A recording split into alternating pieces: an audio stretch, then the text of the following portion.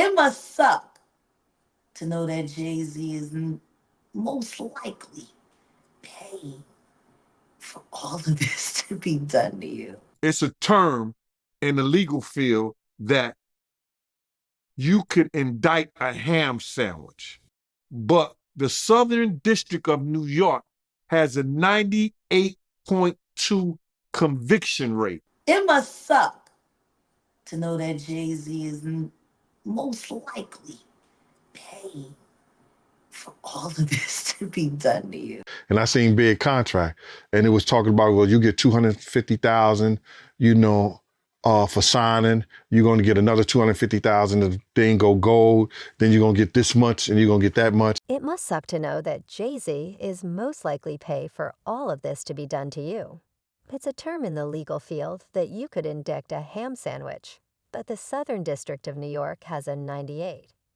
To conviction rate, y'all, it looks like Jan Deal is leaving no stone unturned while spilling the tea on the Diddy saga. The insider claimed that Diddy has been holding key cards in his own pocket that has allegedly put a leash on Jay-Z's career. You might have noticed Jay-Z's absolute silence on Diddy's predicament. But guess what, the word has it that Jay-Z might fall next to Diddy. Soon, yes, you heard that right things are getting wilder and wilder each day, so let's get into it. You might have known that Jaguar recently made an appearance on Real Life Street Stars, where she insinuated that HOV might be the one behind Diddy's fallout. You all know how Diddy was seen doing some messed up things to his ex-girlfriend on a video released by CNN. But earlier he claimed that he didn't do anything mentioned in Cassie's lawsuit. Well, the fans noted that his actions committed on the video were the exact claims that were made against Diddy. It must suck to know that Jay-Z is most likely paying for all of this to be done to you. Well, Gene claimed that Diddy appeared to be really close with Biggie right.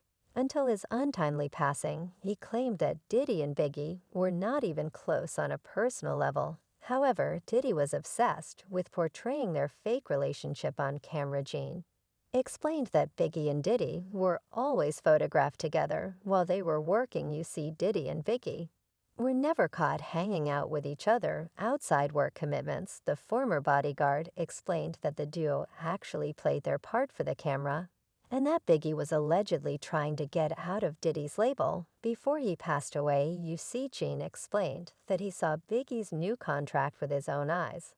And I seen big contract, and it was talking about, well, you get 250,000, you know, for signing you're going to get another 250,000 to think go gold. Then you're going to get this much, and you're going to get that much anyway. Understandably, at the time he was in a legal battle with the rapper's lawyers over the publishing rights to Big E Smalls' music. In accord to the Rolling Stone exposed Diddy was not giving up that gold mine in the book.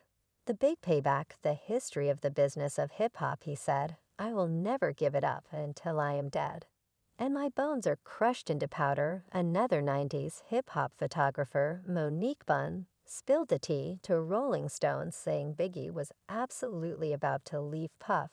I know for a fact, because he told me that in addition, another unnamed source added, everybody wanted to leave Puffy. Everybody leaves him. Sources further accused Combs of capitalizing on the shock and sorrow of Biggie's death after he was eliminated in a drive-by shooting in March 1997.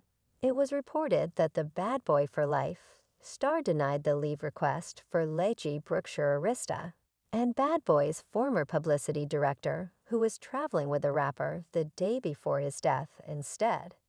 He demanded that employees work towards Biggie's posthumous album Life. After Death hitting #1 upon its release, you might be wondering what happened to it. Well, a few months after Biggie's death, Bad Boy Records was approached by Rolling Stone to feature it on their magazine's cover. The label's co-founder and then President Kirk Burroughs reportedly suggested the honor should go to the late rapper. However, Diddy denied Kirk's suggestion and gave himself all the credit for Biggie's work. Kirk was miffed about Diddy's attitude and shared in an interview. Combs was like, no, he's dead. I'm putting out debut album, No Way Out in July. I need to be on the cover of Rolling Stone. That's how Diddy ended up on the cover of the August 1997 issue of the magazine. The move was frowned upon even by Suge Knight, the founder and former CEO of Death Row Records, and boss of Smalls' rival Tupac anyway. You might not be aware, but Gene revealed that Biggie had done 6 albums for Diddy in just the 2 years that he worked for him. And no one could have ever beaten that record. Even Dame Dash revealed in an interview that Smalls was on the verge of leaving Bad Boy Records to join Rockefeller before passing away. Biggie's plan was to give Puff Diddy and them like 3 more albums, and then come sign with us. And he was going to do the commission. That was what was going to happen, or at least that's what was talked about very seriously. I think that's why he did a double album. He was going to do a triple album, and he was going to be out of his contract, and then he was going to come with us. Gene alleged that Diddy was well aware of the fact that Biggie would have only grown if he had moved to another label, and he definitely did not want someone else other than himself to make money off Biggie's talent. Gene claimed that Diddy must be investiga for taking part in bringing Biggie to law. At that time, Puffy, he should be paying consequences for Biggie's murder.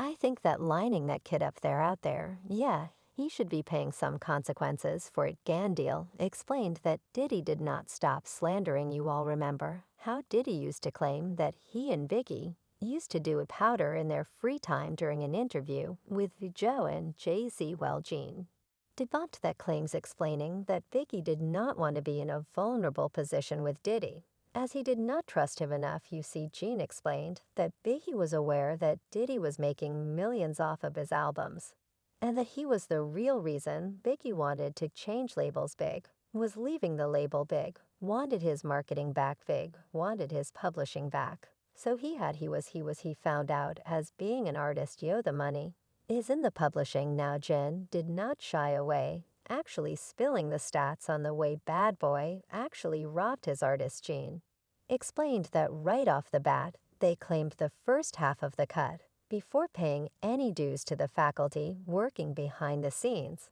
and afterward the other 50% was split between the higher executives, and only breadcrumbs were given to the artist behind the album anyway. You all remember how Mace called out Diddy for whining about the entertainment industry not respecting the black artist. Well, May issued some scathing remarks to him while revealing about Diddy's bad business acumen. Before we ask of other ethnicities to do us right, we should do us as black people better, especially the creators. I heard you loud and clear when you said that you are now for the artist. And to do that, my response is, if you want to see a change, you can make a change today by starting with yourself. Your past business practices knowingly has continued purposefully starved your artists that helped you obtain that Icon Award on the iconic Bad Boy label. Following Massa's lead during the Lox's Hot 9, an interview, Lil C.E. called in and said that Diddy bought Biggie's publishing for $200,000 in 1995 because Biggie was broke despite having a gold hit with Juicy. Though Biggie's mom later discredited C's account, it appears that Diddy still has Biggie's publishing. In 2016, Biggie's daughter, Tiana Wallace, tweeted out that Puff does nothing for my family, though they apparently had a conversation that cleared up her qualms. During this time, another artist also came out about Diddy and Jay-Z's alleged partnership to loot their artists. You see, Sauce Money was never signed of Bad Boy but penned "I'll Be Missing You," Diddy's Grammy-winning eulogy of Biggie. The record set the Brooklyn rhymer up for a successful career as a ghostwriter, but he apparently fell out with Diddy at some point in the last 20 years. In 2019, he dissed Diddy for doing Sucker is on his Love Tap track, where he rhymed "should have flamed your behind" in 06. Did the D's make you forget who it was who wrote your biggest hit? Diddy's Grammy speech rang hollow for him, as well as he noted that he respected the message just not coming from him. He screenshots Maz's Instagram comments and added his own touch. Can you imagine how many Mazes there are out there, people that have been wrong for years and are too afraid to speak up for fear of further backdoor politics, or scared to be labeled a hater or a clout chaser, because these guys have money, stature, and public adoration. Everybody ain't a Hater some people are just tired of the hypocrisy, divulged his issues with Diddy and Jay-Z in his cryptic terms. Throughout his discussions, he also claimed that he was a victim of backdoor politics, as well the rhyme with classic appearances on Reservoir Dogs. And Bring It On claimed that he took a $100,000 hit-on payment for I'll Be Missing You. And he was also allegedly blackballed by Diddy for going on Nor Drink Champ Show, which airs on Revolt at Jay's request. You see Screw Up with Jay-Z and Marcy Projects. And he revealed that Jay-Z twice leveraged his industry power to make calls to stall his projects at MCA Records and Priority Records, where he released 1999's Middle Finger. He claimed that Jay-Z had suggested he should stop writing for Diddy, but he walked in on him writing for Diddy later the same day. His most standing accusation was that after taking a meeting at Def Jam and playing Jay-Z new music in 2006, the then Def Jam president told his longtime friend, "I don't believe in your dreams." So it won't be wrong to say that Diddy and Jay-Z have not been close in the real sense, but they were actually keeping each other in checks. So while Jay-Z was trying to allegedly poison the waters in the Bad Boy label, he was also trying to move to Atlanta with Biggie. You see, during Biggie's birthday, Jay-Z claimed that Biggie was in on allegedly letting Jay-Z take over his